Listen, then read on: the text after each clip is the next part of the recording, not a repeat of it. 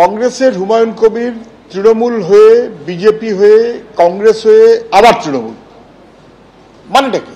এ কি তৃণমূলের নেতারা জানতো না 30% মানুষ যারা তাদের কেটে গঙ্গায় হিন্দু ভাসিয়ে দেব এটা বলার পরে তার বিরুদ্ধে কোনো ব্যবস্থা যে নেয়নি তৃণমূল, তারা হুমায়ুন কবিরের বিরুদ্ধে ব্যবস্থা নেবার জন্য সাসপেনশন করেছে নাকি লোক দেখানোর জন্য সাসপেনশন করেছে? যেহেতু মুখ্যমন্ত্রী বারে বারে ওই কত মন্দির করবেন হিসেব দিয়ে যাচ্ছেন, আর ও একটা কি বাবরি মসজিদ বলেছে, কথাটা এসছে বাবরি মসজিদ কেন, শুধু মসজিদ নয় কেন, এই রকম একটা বিতর্কের কারণে আপাতত একটা সাসপেন্ড বলে দেখিয়ে দিল। গরুর গাড়ির হেডলাইট তৃণমূলের কোনো ভূমিকা নেই। আর বিজেপি রাজ্যসভার সাংসদ অনন্ত মহারাজ তিনি দাবি করছেন যে হুমায়ুন কবিরকে গ্রেফতার করা হোক। ওকে ইমিডিয়েট ওকে কারাগারে প্রেরণ করা ভালো, কারণ এ দেশদ্রোহী কাজ করতে, অস্তিত্ব আনার জন্য ব্যবস্থা করতেছে। ও থেকে এটা কোনো পথে মানা যায় না। আর ইমিডিয়েট গভর্নমেন্টকে, পশ্চিমবঙ্গ সরকারকে, মমতা ব্যানার্জিকে আমি রিকোয়েস্ট করছি ওকে যেন তাড়াতাড়ি ব্যবস্থা নেয়। আগামী 6 তারিখ মুর্শিদাবাদে বাবরি মসজিদের শিলান্যাসের কথা আগেই ঘোষণা করেছিলেন হুমায়ুন কবির এবং দল তাকে সাসপেন্ড করার পরেও নিজের সিদ্ধান্তে অনড় তিনি। আর এই নিয়ে এবার হাইকোর্টে একটি মামলা দায়ের হলো। মুর্শিদাবাদের বেলডাঙ্গায় বাবরি মসজিদ তৈরির প্রস্তাব সংবিধান বিরোধী, এই অভিযোগে মামলা দায়ের হলো কলকাতা হাইকোর্টে। সম্ভবত আগামীকাল প্রধান বিচারপতির ডিভিশন বেঞ্চে এর শুনানি হতে পারে।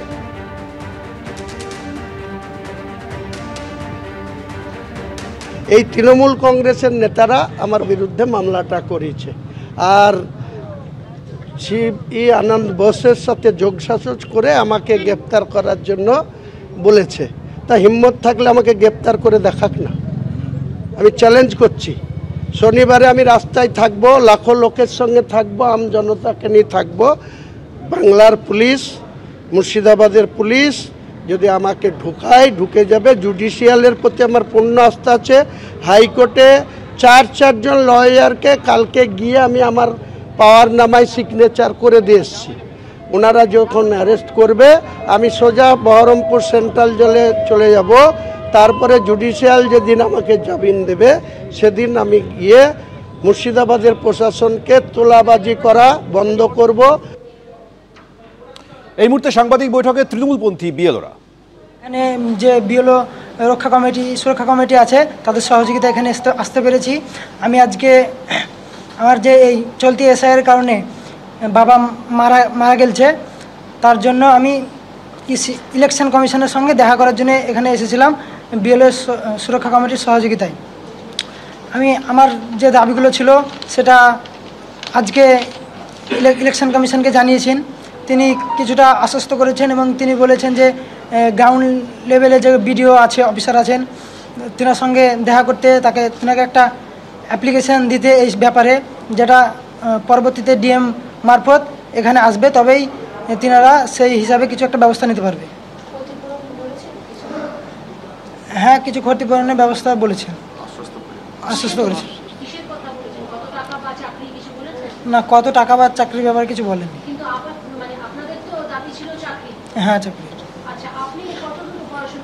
আমি গ্র্যাজুয়েশন। আমার নাম ইমদাদুল হোসেন। মাধববাবু বলবেন? মাধববাবু একটু বলুন। আমার নাম মাধব হাঁসদা, মেমারি 2 নম্বর ব্লক, পূর্ব বর্ধমানের। নমিতা হাঁসদা আমার ওয়াইফ। তো বিএলওর এই কাজ করতে গিয়ে এসআইআর ফর্ম ফিল করতে করতে ব্রেন স্ট্রোক হয়ে মারা যায়। ময়নায় বিজেপি নেতা খুনের ঘটনায় আরও এক তৃণমূল কর্মীকে গ্রেফতার করা হলো। বাকচায় বিজেপির বুথ সভাপতি বিজয় কৃষ্ণ ভূঁইয়া খুনের মামলায় এনআইএর হাতে বুদ্ধদেব মণ্ডল নামে এক তৃণমূল কর্মী। আরো বিস্তারিত আমরা জানবো, আবির দত্ত আমাদের প্রতিনিধি রয়েছেন। আবির, ঠিক কি ভূমিকা এই খুনের ঘটনায় বুদ্ধদেব মণ্ডলের ছিল বলে এনআইএ তদন্তে উঠে এসেছে? দেখো, তোমাকে জানাই যে গতকাল ভোর 5টা থেকে সেই অঞ্চলে তল্লাশি অভিযান চালায় এনআইএ, এবং তল্লাশি অভিযান চালানোর পর এই বুদ্ধদেব মণ্ডল যে পলাতক অবস্থায় ছিল তাকে কিন্তু পাওয়া যায়, এবং তারপর তাকে পাওয়ার পর তাকে, সে একজন তৃণমূল কর্মী, তাকে দীর্ঘ জিজ্ঞাসাবাদের পর আজকে তাকে গ্রেপ্তার ঘোষণা করা হয়েছে। এই যে গ্রেপ্তার করা হয়েছে তার পেছনে কারণ হচ্ছে বিজয় কৃষ্ণ ভুইয়া, বিজেপির ময়নার বাগচার সে নেতা, এবং তাকে যে খুন করা হয়েছিল এই যে অভিযোগ উঠেছিল, এবং তার পরবর্তীকালে স্থানীয় পুলিশ এবং তারপরে এনআইএ তদন্ত করে বেশ কয়েকজনকে গ্রেপ্তার করে। এবং 2023 সালে এই ঘটনা যখন ঘটে তখন 34 জনের বিরুদ্ধে মামলা করেছিল পুলিশ, এবং তদন্তভার এনআইএ যখন নেয় তারপরে বুদ্ধদেব সহ বেশ কয়েকজন পলাতক ছিল, বাকি বেশ কয়েকজন গ্রেপ্তার হলো, তাদের মাধ্যমেই বুদ্ধদেবের খোঁজ করা হলো। দীর্ঘ জিজ্ঞাসাবাদের পর বিভিন্ন তথ্য পেয়ে তারপরে তার খোঁজে ওই এলাকাতে যায় এনআইএ, এবং তারপরে তাকে কিন্তু ধরা হয়। এবং ইতিমধ্যে যেটা জানা যাচ্ছে যে এই যে ঘটনায় আর যাদের যোগ রয়েছে সেই বিষয় নিয়ে আরো বেশি তথ্য জানার জন্য এই বুদ্ধদেবকে জিজ্ঞাসাবাদ করে সেটা পেতে পারেন, এমনটাই আশা করছেন এনআইএ অফিসাররা।